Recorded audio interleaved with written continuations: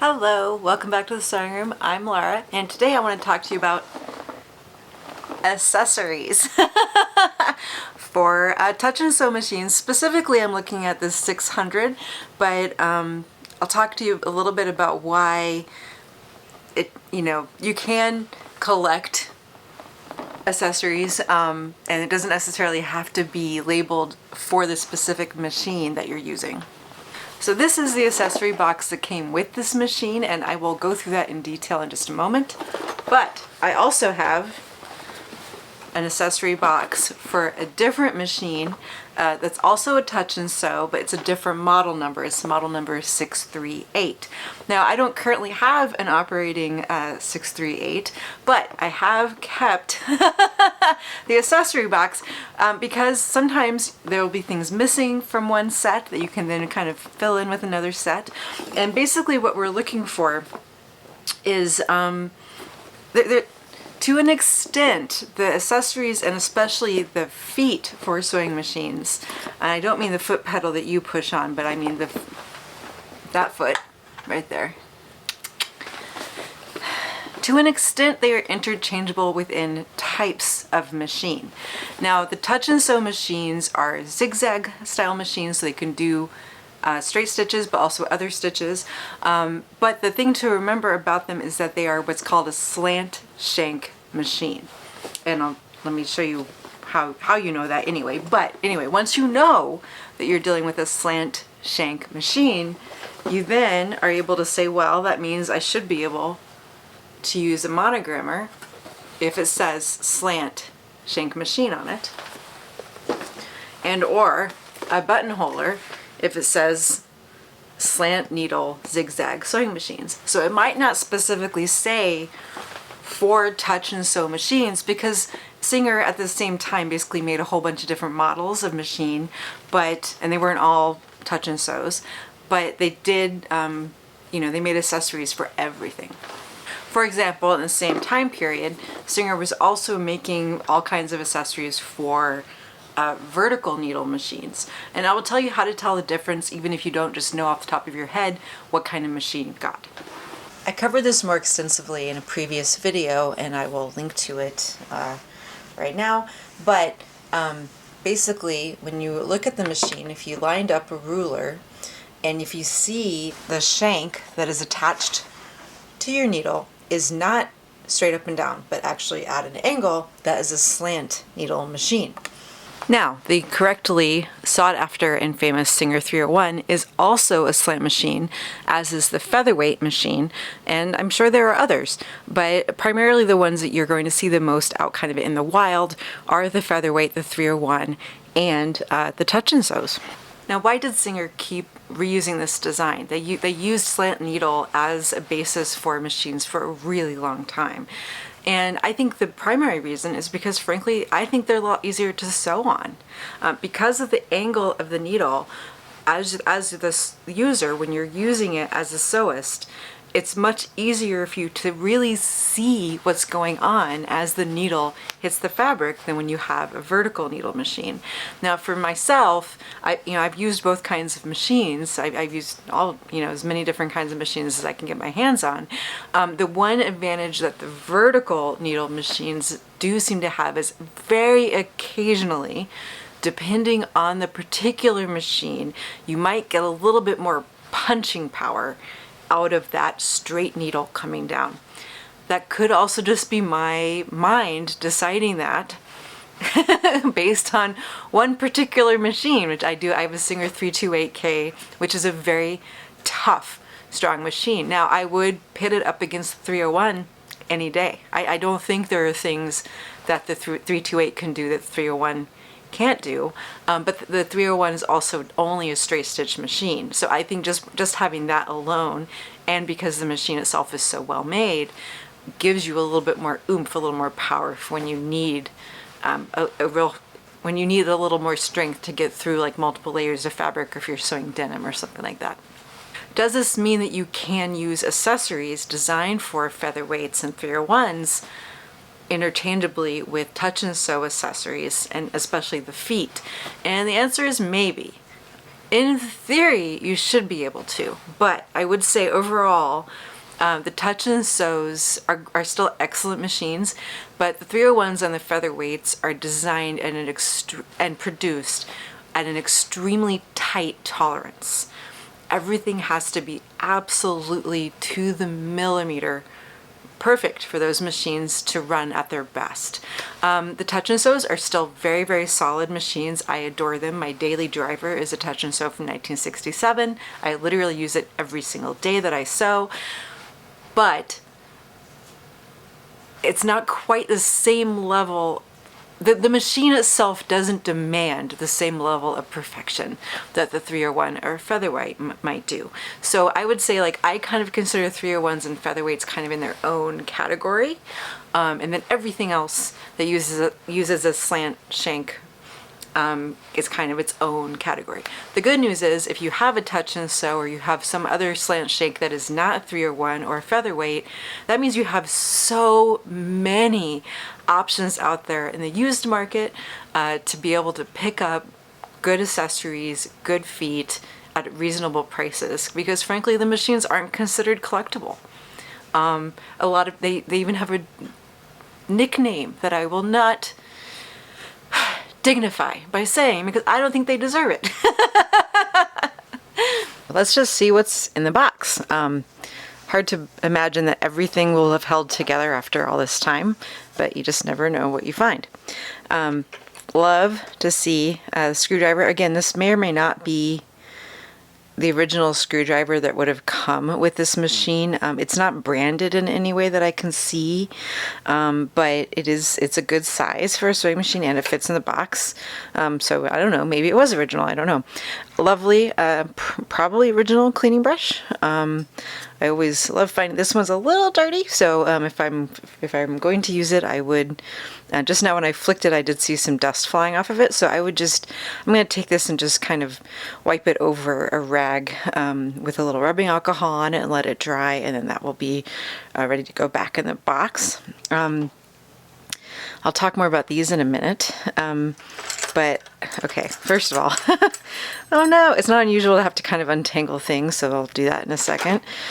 Let's see, this is an extra quote-unquote spool pin for this machine. Since this machine is designed to be usable with two needles at the same time, they have to give you two ways to hold the thread, and in this case I will have to check the manual to see how this installs, but this is also really great for if you have a standard, let me make sure I'm saying this right, the two different ways of putting up thread are either cross wound or stack wound, and in the US stack wound is much more common, and stack wound spools often do behave better when they're in the vertical position.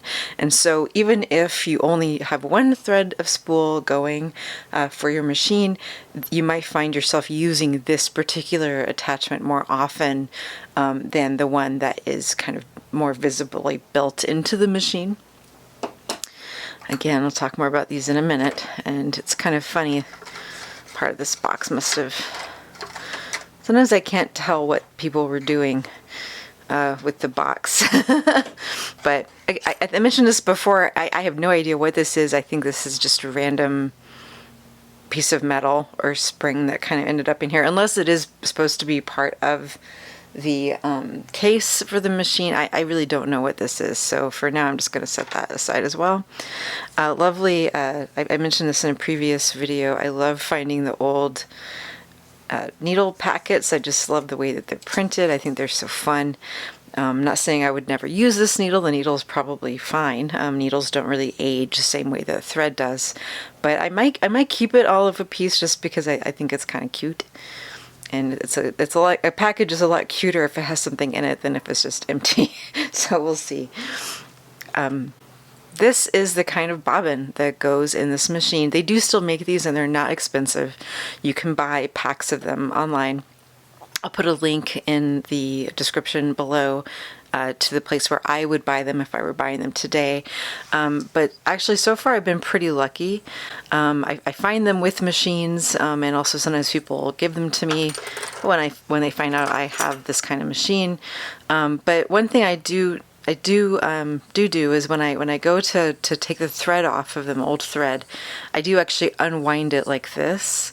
The bobbin is technically designed to unscrew. The top and the bottom half do unscrew from each other, but I do believe pretty strongly that, you know, it's a plastic screw and there are only so many uses built into that kind of screw.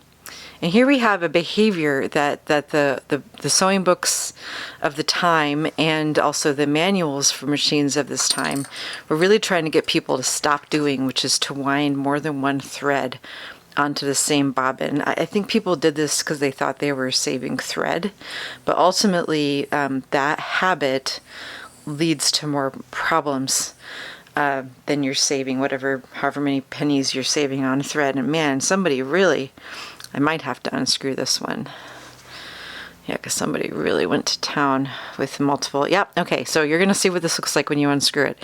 Literally, it just unscrews like any other screw you've ever seen. And wow, yeah, okay, somebody was really trying to save money on thread. But doing that is penny wise, pounds foolish, because ultimately you're going to be much more likely to run into issues with the machine from doing that. And I don't think it's worth however many pennies you're saving on thread. Now, if you really do only have one bobbin to your name, to your machine's name, that can get frustrating. So like right now I have one installed in the machine, and this would be kind of the extra. I do like to keep, like if I wind a bobbin in black or white or gray or red or green, I do tend to keep my bobbins, which I guess is kind of the same behavior as just keeping the thread, but less damaging as a habit. So anyway, that's the bobbin for this kind of machine, and so it's nice to have an extra, but you can also always get more. I also consider these bobbins suspicious until they prove to me that they're not. Since I can buy new ones if I need to, I don't keep them if they act up. If they don't wind properly, if the machine isn't sewing well with a particular bobbin, and I'm basically always looking at them to make sure that they're not nicked or chipped or seem to be aging in some way, because if they act up on me, if they misbehave, I have the same attitude I have with ballpoint pens, which is that I give you like 2 chances, and then if you're not working well after that, I just put it in the trash. It's not worth... They're inexpensive enough, it's not worth my time to be using a bobbin that I don't know is good. So anyway, there's the bobbin. And then we have, okay, there's some more. Here, I'll just skip to the bottom here so I can start. All right, this did hold needles at some point, but now it's just a little trash. I always wonder how these were actually arranged. Little skinny slots were maybe for feet, or maybe for these guys. I don't know. Anyway, I'm not sure where this 5th one is supposed to go. Maybe maybe it came with 4 and then someone bought another one, so that's why there's an extra. But anyway, this is a different needle plate than the one that's installed on the machine right now. You can see it has one single hole here instead of a slot, and so this is great for if you want to do straight stitching, and only straight stitching. You cannot use this with any other stitch, but for finicky fabrics, and especially for very fine fabrics, setting the machine up with a plate like this can help the machine handle that fabric a little bit better, because then the action of the sewing machine is much less likely to basically suck the fabric down into the bobbin area. If you're having problems with that, and again, this is most likely with a thin fabric, then this is a great option to have. So that's really nice that is here, and you can see that it's in really good shape. So I can just put that right back in the box. This is a foot for zippers. installing zippers. And I love this style because you actually can unscrew this and move it, and so this can install a zipper either to the left of the needle or to the right of the needle, depending on where you position it.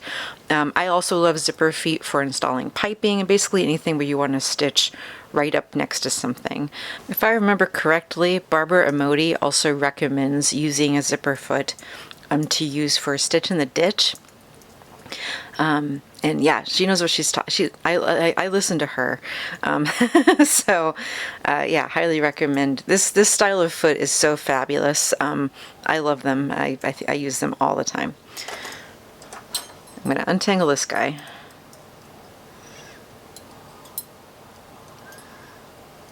All right.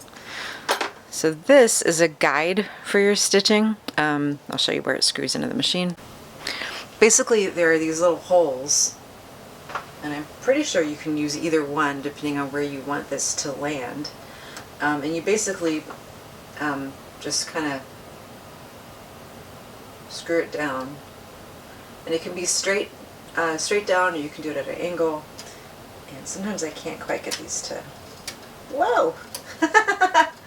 Obviously this wouldn't work the way I have it. Let me try, see if I can adjust that. Doesn't appear I want to adjust. Maybe it goes back here.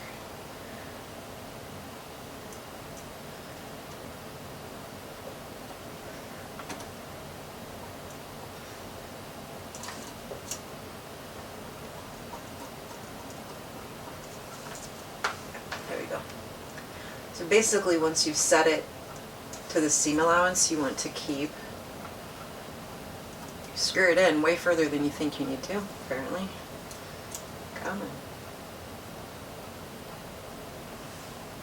And now you can use that as a guide as you're stitching. I don't personally use these because for me this kind of gets in my way more than it helps me, but for certain kinds of tasks I know some people do really like them.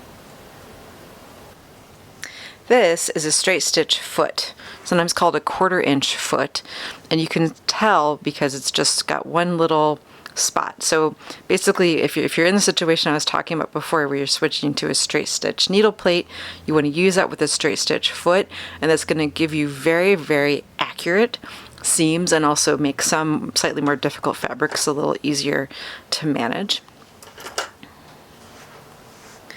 This foot, and what you're looking for when you're looking at this foot, is it has this kind of open toe area. And let me zoom in because I don't mix it right now, it's super tiny.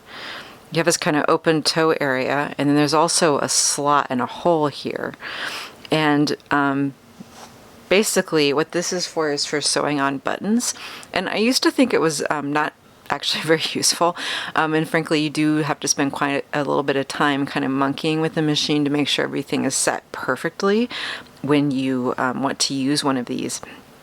But if you do have a whole bunch of buttons to sew on, and you know, you want to take the time to kind of do the setup properly, this could in theory save you some time. And it does have a really, really nice feature which I love, which I need to get a sewing needle to show you.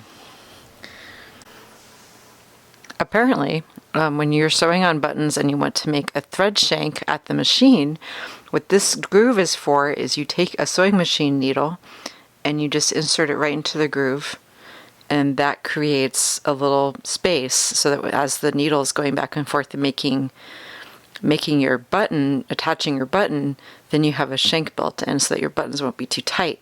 And apparently if you push it in even more and make sure it's going over the thicker part of the sewing needle, then that produces a very heavy shank, slightly thicker shank, which would be best for things like coats or anything where you've got a heavy fabric. I personally would only do this with a needle that is already in my kind of like needle jail, sharp stuff jail, and not with a new needle, but you know, you do you. All right. Oh my gosh. Oh. All right. Oh, these are worth the time to untangle. Oh my goodness. But I might have to sit down for a minute. Oh Lord. Something really went wrong here.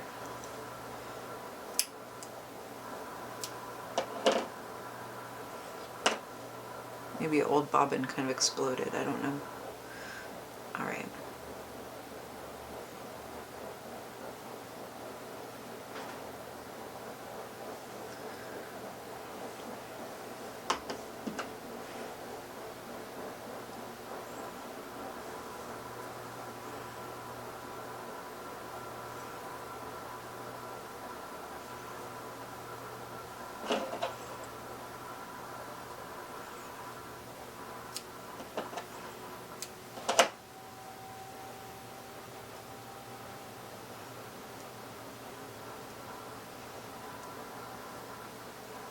Jeez. Ah.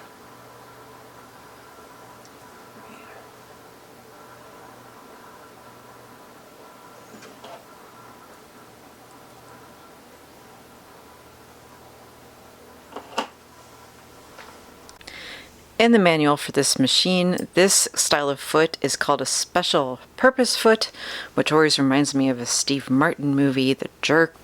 Special purpose foot. It's a very lightweight foot. It's designed with a little groove underneath.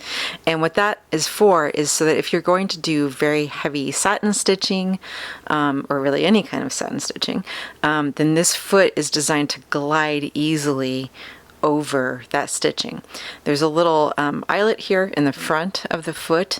There are some techniques where you would want to stitch over a thin filler cord, and what this foot does is it holds that cord in place as you're stitching. So yeah, special purpose foot, real specialty foot for very, very fine kind of work. Last but definitely not least, we have a hammer foot. The manual for this machine, I think, really does just call it a hammer. I've also heard them called a scrolled hammer or narrow hammer foot. And basically, this machine, if you want to do a narrow rolled hem, this foot is essentially magic for that. It makes that not entirely effortless, but as close as possible to effortless. So these are really fantastic feet to find, and yeah, super thrilled that I have this in the box. All right, now actually a lot of these machines and a lot of modern machines do have a way to add a second spool of thread to the machine, even if you don't have a thread stand like I have here today. And they're great, but this is actually, I think this might be my favorite that I've seen. This just slips right onto, watch me not be able to do it. Oh yeah, that just slips right onto there. That's fantastic. Oh my gosh, that is such great design. I love that. A lot of times there's like a random hole up here that you have to kind of jam the end of the spool pin into. This is, in my opinion, way better design. So kudos to Singer for that idea. But oh my gosh, I just love that. Anyway, so then if you were going to use a cross wound thread, you know, you can try using the original spool pin here, and it's probably going to be fine most of the time. But if you're having problems with the machine and you don't quite know what's going on, you know, try switching to this. This position of the spool pin just works better with this style of thread, where you can see that it's wound in a way where it kind of looks like little X's. It just works better in the horizontal direction.